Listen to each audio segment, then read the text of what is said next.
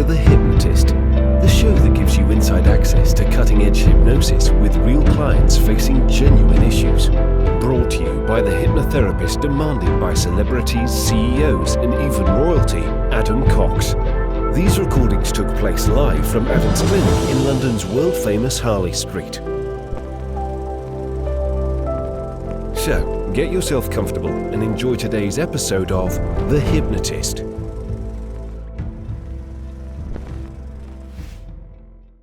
Hi, it's Adam here, and you're about to listen to a hypnosis session all about self-improvement and self-worth. And I was working with a client that had a ritual that they would often do in the evenings that was based on self-reflection and just private quiet time for themselves. And it would really be a useful thing for them, except that it had been connected to certain unhealthy habits. So quite often they would pour themselves a big glass of wine, eat snacks, and read to themselves fiction books. And actually there's a lot about that ritual that's really positive if it's upgraded rather than just stopped. So for example, a lot of people, when they drink on autopilot, they are not really thinking about the thing that they're doing. A lot of people smoke without thinking, eat snacks without thinking. So changing the wine into sparkling water actually means that it's still a private time for themselves, but it gets enhanced. It gives them more clarity without any of the downsides. And instead of always reading, actually journaling in that same kind of haven of solitude actually enhances it. So if you like the idea of either building or refining a ritual to enhance the quality of your life, give you more cause for reflection, and rather than suppressing emotions and kind of eating or drinking to suppress them, you actually let them come to the surface and allow them to go from your head onto a page and really think about them, then you might be interested in this hypnosis session. And if you like the idea of working with me, I'd encourage you to register for a webinar that I have. The details are in the description, the actual show notes for this. Check them out and you'll be able to register. And for anyone that stays to the end of the webinar, I'm actually giving away 10 hypnosis downloads worth about £97. And the webinar is free, but you also get those downloads completely free as well. So check that out. For now, though, I'd encourage you to find a quiet, comfortable place where you won't be distracted or disturbed to relax and enjoy the session.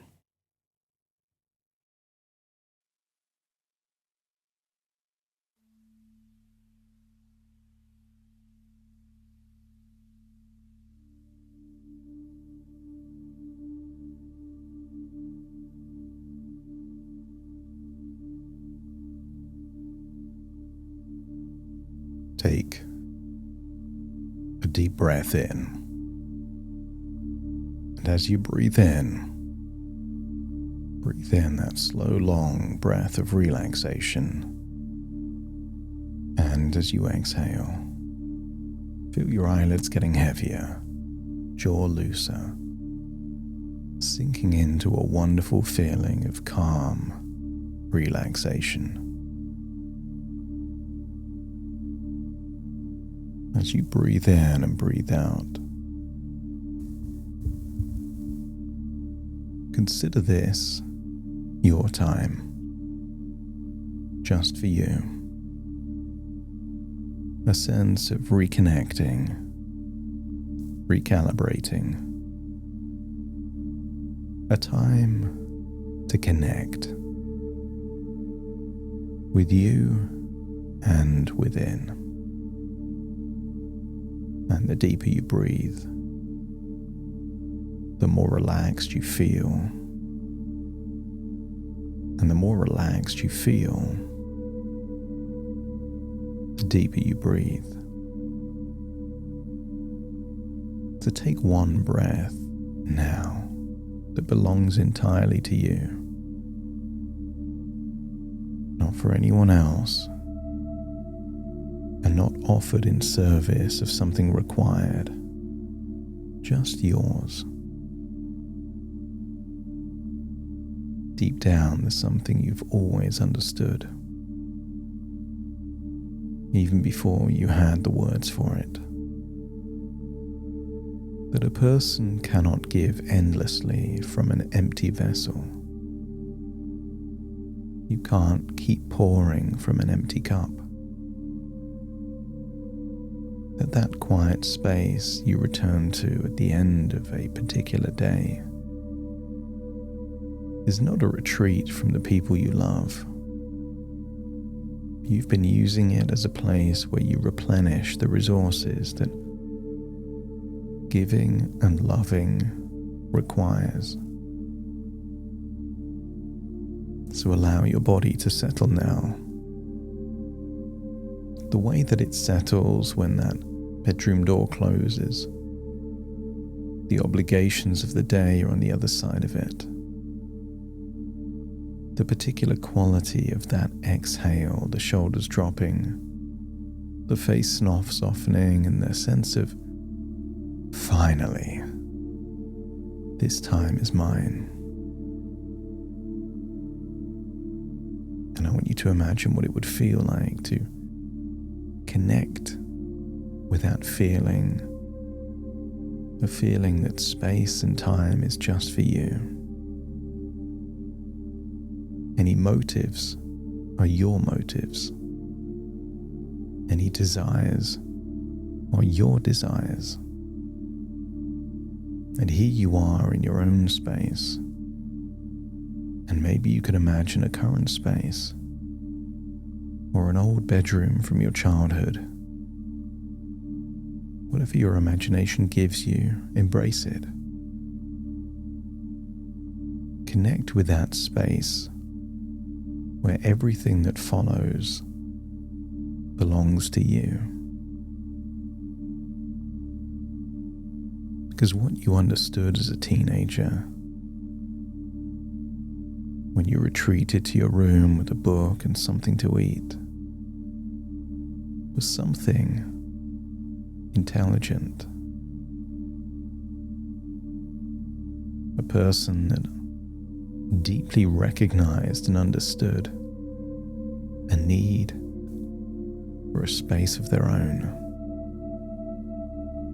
A space where no one else's needs came first. A place where you could be yourself without performing any role. And that understanding has never been wrong. The ritual has never been the problem. The place, the reading, the private decompression time. These are not things to be fixed or replaced. They are things to be honored, because they are the ritualistic structure through which you have always known how to take care of yourself, to recharge your batteries, to unwind, to refill your cup. And what we're doing now is not removing something precious. We're just refining something that already works. Keeping everything that is genuinely yours. And quietly releasing the tiny bits that were never the actual point. Your ritual is yours. It is useful. Private time. Words that harness the imagination. A boundary of a closed door. This is self-care. And it always has been. What if we upgrade something already good and make it even better? You already know something that your unconscious can now make permanent. You already know because you lived it. I want you to get a sense that when you've been training, the book was still there, The space was still yours. Those long, deep breaths of pure relaxation were still there. You came to a realization intuitively. You didn't actually need the wine. What you needed was the ritual, the permission, the boundary drawn around this time and this space that says every now and then, it's just for you. Recharging your batteries, unwinding and releasing whatever needs to be unwound or released.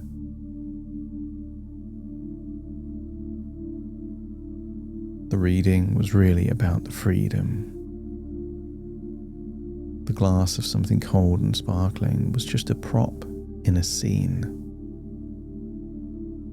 That was never the point. It was just accompanying the point. And I want you to imagine being in that space. I want you to imagine everything is the same, but instead of pouring the wine, just imagine pouring that glass of chilled Perrier. The bubbles the same, the temperature the same, the glass the same, the ritual the same. The ritual is intact. The signal to the nervous system the same. This time is mine. This is for me. And what it adds that the wine didn't offer is the clarity. The clarity in the moment. The clarity when you sleep. The clarity when you wake. The glass in your hand signals the same thing it always has. That this time is yours. The sparkling water is not a compromise. It's an upgrade to the ritual, where nothing takes the edge off the clarity and the signal that you deserve.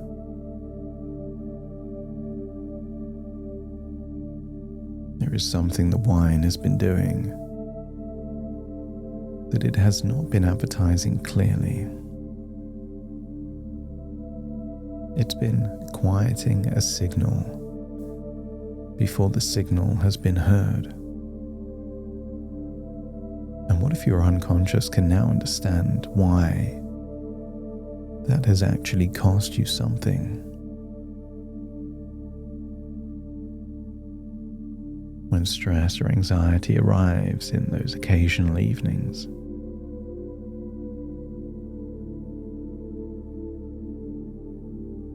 what if that drowned out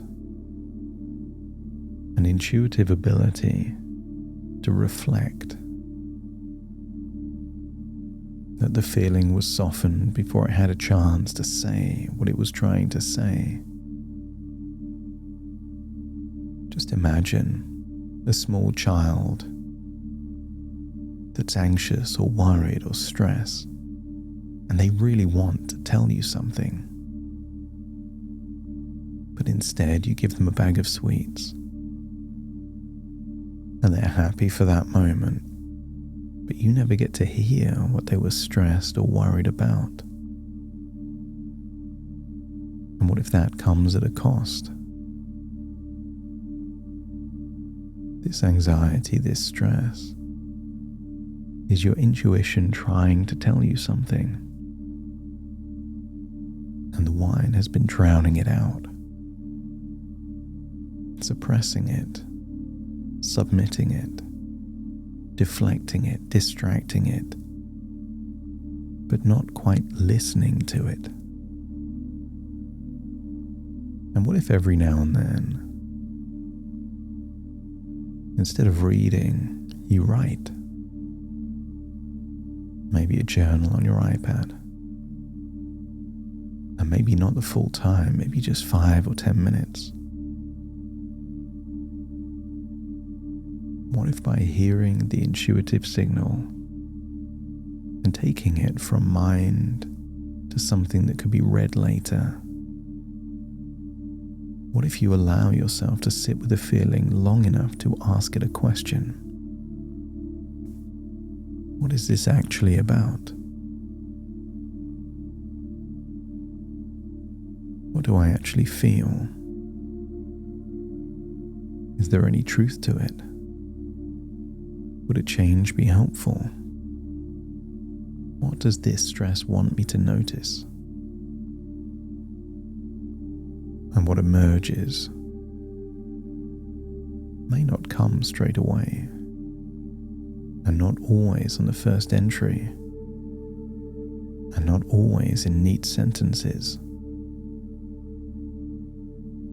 Is the signal beneath the noise, the recurring theme that once you can see it clearly is something you can actually act on, something that can be changed or accepted or addressed, rather than softened and softened again and ignored. And you don't have to write perfectly. Early entries can be filtered and performative. What if that's required just to get the ball rolling? What if authenticity comes with practice? All that is required is the willingness that when the feeling arrives, you take thoughts into words, and words become readable on a screen for later. And to just stay with it long enough to hear, read, or listen to what it's trying to say. What if, paradoxically, stress or anxiety is an opportunity? What if when you feel those emotions, you go to that place with that glass of water? What if you start to write? You sit with the feeling long enough to hear it. And what if it tells you is more useful than anything that would silence it?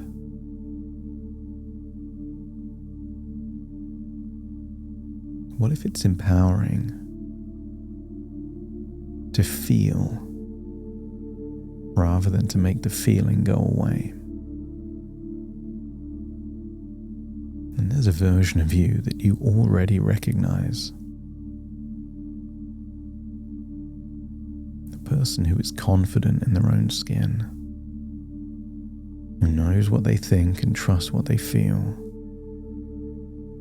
who makes decisions from clarity rather than people pleasing or validation. This version of you is not waiting for someone else's response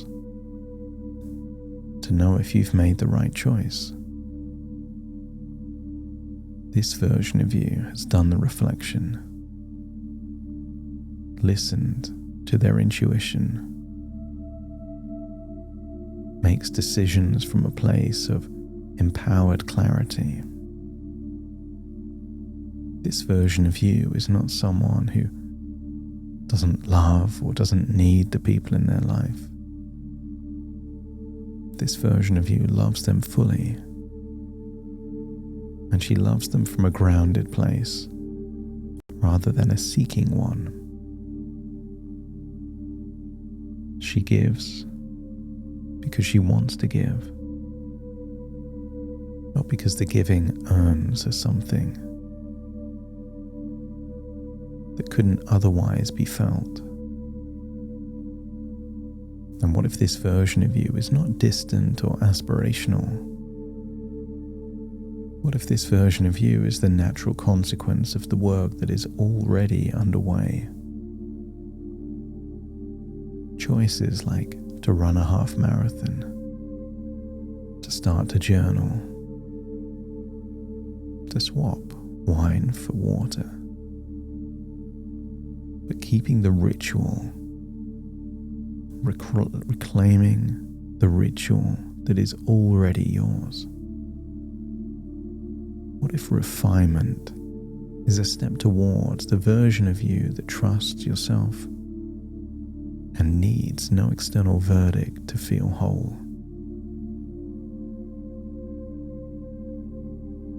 So keep the ritual, but enhance it, refine it. And what if that sparkling water in the glass actually gives you the next phase of this ritual? The wine was never the point. The point was always to have clarity, a safe space for your intuition to communicate with you. And when the stress arrives, when worried thoughts appear, journaling seems intuitively natural, so you can hear the signal and make decisions from clarity rather than suppression. And what if decisions from clarity lead to incrementally better experiences, more harmony with yourself, better boundaries, which means less stress and less anxiety? But when they do come up, that's also an opportunity for more reflections, more refinement, more empowered decisions. You could imagine that months of doing this would lead to a better life, years and even better. But imagine a decade of listening to your intuition, making clear decisions. How different would that be to the version of you that when your intuition and unconscious was trying to talk, you drowned out the volume with wine and snacks? Your intuition wanted you to listen, and now your ritual embraces it. And if your unconscious is willing to make tiny refinements to open the door to more clarity, more empowerment, a better quality of life, let me know by nodding your head. That's it. And what if all it takes is to replace a bottle of wine with a bottle of water as the very first step in a new sequence of a ritual that will lead to wonderful things? So it's time to leave this place, but you come back with clarity, feeling empowered, feeling that you're on the brink of a wonderful ripple effect to a happier, more confident, more empowered you. So take a deep breath in through the nose and out through the nose. Wiggle your fingers and wiggle your toes. Connect and calibrate into the here and the now as I now count from 1 to 10 to awaken you. Starting to count. 1, 2, 3, waking up. 4, 5, 6, more alert. 7, 8. Open your eyes, open your eyes. 9, 10, wide awake, wide awake, wide awake.